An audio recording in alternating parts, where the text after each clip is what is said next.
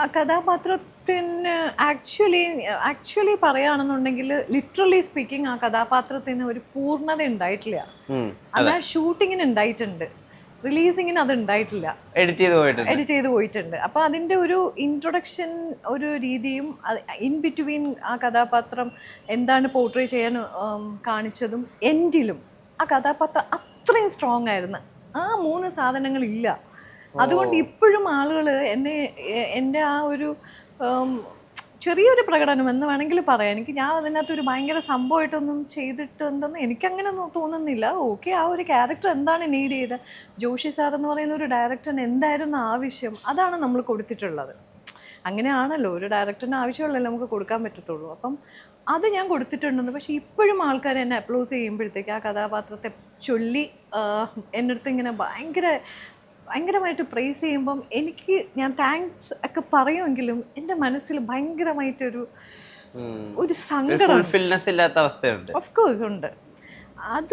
അത് എങ്ങനെ ഈ ആൾക്കാരെ അറിയിക്കും, ഞാൻ ചെയ്തു വെച്ചത് എങ്ങനെ ആൾക്കാർ കാണും എന്നുള്ളത് ഉണ്ട്. കാരണം അത്ര മനോഹരമായിട്ടുള്ള 2-3 സീൻസാണ്. അതായത് ആ കഥാപാത്രത്തിൻ്റെ ഒരു പക്ക ക്യാരക്ടറൈസേഷനാണ് പോയത്. ആ ക്യാരക്ടർ ആർക്ക് എന്ന് പറയുന്ന കാര്യം പോയല്ലേ. നിങ്ങൾ കാണുന്ന കുന്നുമേൽ ശാന്തയല്ല അത് ഷൂട്ടിനുള്ളപ്പോൾ, ലൊക്കേഷനിലുള്ളപ്പോൾ നിങ്ങൾ കണ്ട കുന്നുമേൽ ശാന്തയല്ല അത്. അപ്പം അതിന് ഇപ്പോഴും എനിക്ക് അതിനകത്ത് ഒരു നിരാശയുണ്ട്. അങ്ങനെയുള്ള സൈഡ് ഞാൻ ഒരുപാട് ഇന്റർവ്യൂസിൽ പറഞ്ഞാണ്. പക്ഷെ ഈ ഒരു പറച്ചിലുകൾ പറയുമ്പോൾ ആൾക്കാർ കമന്റ് ചെയ്യുന്ന എന്താന്ന് വെച്ചാൽ, ഇവളാര്, ഇവർ ഭയങ്കര സംഭവം, ഇവളെന്താണ്, ഇവളില്ലാന്നുണ്ടെങ്കിൽ നര അങ്ങോട്ട് മറിക്കും, മലർത്തും എന്നൊക്കെ പറഞ്ഞിട്ട് അങ്ങനെയുള്ള ബാഡ് കമന്റ്സുകൾ വരും. പക്ഷേ എനിക്ക് തന്ന കഥാപാത്രത്തിന് അത്രയും പവർഫുൾ ആയതുകൊണ്ട് മാത്രമാണ് അത്തരം കഥാപാത്രങ്ങളിലേക്ക് ഞാൻ കൈവച്ചതും. മനസ്സിലായില്ലേ? അത് ജോഷി സാർ എന്ന് പറയുന്ന ഒരു മഹാനായ സംവിധായകൻ്റെ കൂടെ വർക്ക് ചെയ്യുന്നതിന് ഒരു ഭാഗ്യമാണ്. എന്നെ സംബന്ധിച്ച് ഞാൻ വെരി ഫസ്റ്റ് വർക്ക് ചെയ്യുന്നതാണ് അദ്ദേഹത്തിനോടൊപ്പം. അപ്പോൾ എല്ലാവർക്കും ജോഷി സാർ എന്നൊക്കെ പറയുമ്പോൾ ഭയങ്കര ജോഷി സാറിൻ്റെ കൂടെ വർക്ക് ചെയ്യണമെന്ന് വെച്ചാൽ അത്രമാത്രം നല്ല ഇടിപെട്ട് പടങ്ങളാണ് നമ്മുടെ മുമ്പിൽ തന്നിട്ടുള്ളത്. സാറ് വിളിക്കുമ്പോൾ സാറിൻ്റെ പടമാണ്. പിന്നെ ഓപ്പോസിറ്റ് എന്ന് പറഞ്ഞാൽ ലാലേട്ടൻ എന്ന് പറയുമ്പോൾ പിന്നെ ഞാൻ വേറൊന്നും ചിന്തിച്ചില്ല.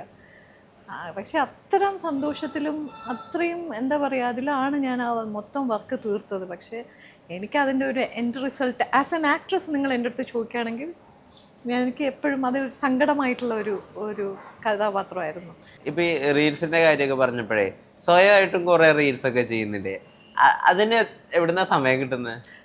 ഞാൻ 24/7 വർക്ക് ചെയ്യുന്ന ഒരാളെ അല്ല. ഒരുപാട് സമയം ഉണ്ട്.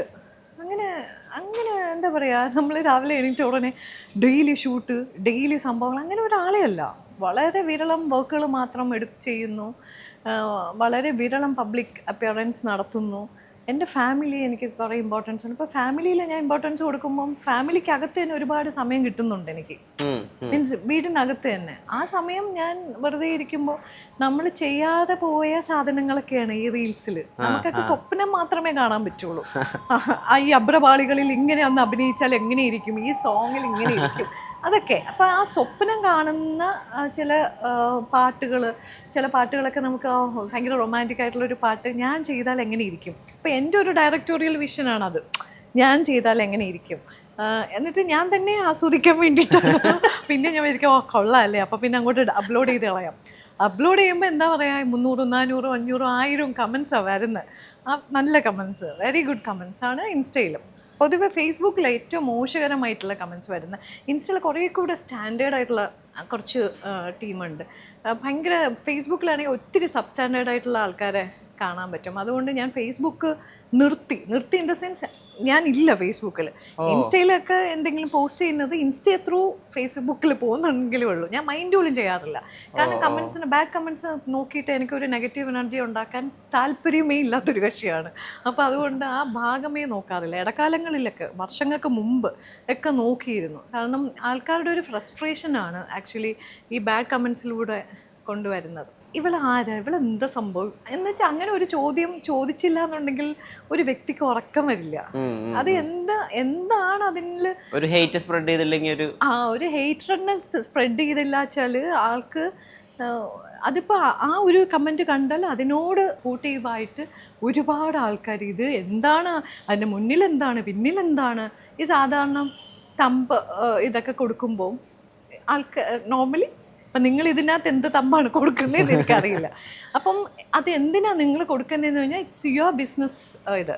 അപ്പം ഇത് ഈ ഒരു യൂട്യൂബ് കണ്ടൻറ്റ് ഇത് ആരാണോ ചെയ്യുന്നത് ആ യൂട്യൂബറിന് വേറൊരു വ്യക്തി പെട്ടെന്ന് ഇത് അട്രാക്റ്റായി ഇത് ഓപ്പണായി നോക്കിയാൽ മാത്രമേ ഈ ക്യാഷും കാര്യങ്ങളൊക്കെ വരും. നമുക്ക് ഓഫ് കോഴ്സ് ആ തമ്പിൻ്റെ സംഭവങ്ങൾ അറിയാമെന്നുള്ള, നമ്മളൊന്നും പറയുന്നത് വേറെ, തമ്പ് വരുന്നത് വേറെ, ആളുകൾ ചിന്തിക്കുന്നത് വേറെ, അത് വെച്ച് മറ്റ് കമൻസുകൾ എഴുതുന്നത് വേറെ. അപ്പോൾ ഇങ്ങനെ പല പെർസെപ്ഷനിലാണ് ആൾക്കാർ ഓരോന്നും ചെയ്യുന്നത്. അപ്പോൾ ഇതിലൊന്നും ഒരു അർത്ഥവും ഇല്ല എന്നുള്ള ഒരു കാര്യമാണ് നമ്മൾ ആദ്യം മനസ്സിലാക്കേണ്ടത്.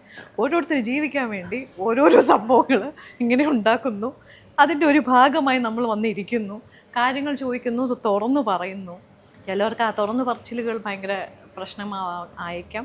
ചിലവർ പറയുന്നത് വെച്ചാൽ ഇവർ തുറന്നു പറയുന്നത് എന്തോ ആകാനുള്ളൊരു ശ്രമത്തിലായിരിക്കാം. ഇങ്ങനെയൊക്കെ എന്താ പറയുക, ഒരു നമ്മളൊന്നും ചിന്തിക്കാത്ത രീതിയിലുള്ള ഒരു ബാഡ് തോട്ടുകളാണ് എഴുതി വയ്ക്കുന്നത്. അപ്പോൾ ഇതിനകത്ത് എന്താ ചെയ്യുക എന്ന് വെച്ചാൽ ഇഗ്നോർ ചെയ്യുക, ഇതൊന്നും മൈൻഡ് ചെയ്യാതെ അങ്ങ് വിടുക. ആൾക്കാർ എഴുതി തളരും, മനസ്സിലായില്ല, ആ ലെവലിലേക്കാണ് ഞാൻ പോയിക്കൊണ്ടിരിക്കുന്നത്. 70% ആൾക്കാർ നല്ല ഇതിലാണ്, ഫ്രസ്ട്രേറ്റഡ് ആയിട്ട് ഇരിക്കുന്നവരാണ് ഒരു 30%, ഒരു 20% ആൾക്കാർ ഇങ്ങനെ മോശം കമൻസ് എഴുതുന്നത്. അപ്പം നമുക്കൊരു 70% നല്ല സാധനം കിട്ടുമ്പോൾ ഇതൊക്കെ നമ്മൾ ആ ഒരു പരിസരത്തേക്ക് മൈൻഡിൽ പോലും എടുക്കാറില്ല.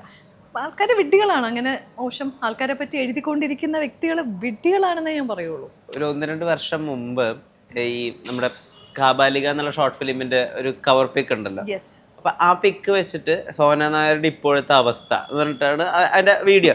എന്താണ് അവസ്ഥ എന്ന് വെച്ചാൽ, സോന നായർ ഇപ്പോൾ ചെന്നൈയിൽ തിരക്കിട്ട് സീരിയൽ ചെയ്തുകൊണ്ടിരിക്കുകയാണ്, മലയാളത്തിലല്ല സീരിയൽ ചെയ്യുന്നത്, അതാണ് അവസ്ഥ. അതായത് അതൊരു ദുരവസ്ഥയല്ല. അല്ല, അത് ഇദ്ദേഹം പറയേണ്ട കാര്യമില്ല, എനിക്കത് അറിയാം എന്തിനാ തമ്പ് ഇങ്ങനെ കൊടുക്കണേന്ന്.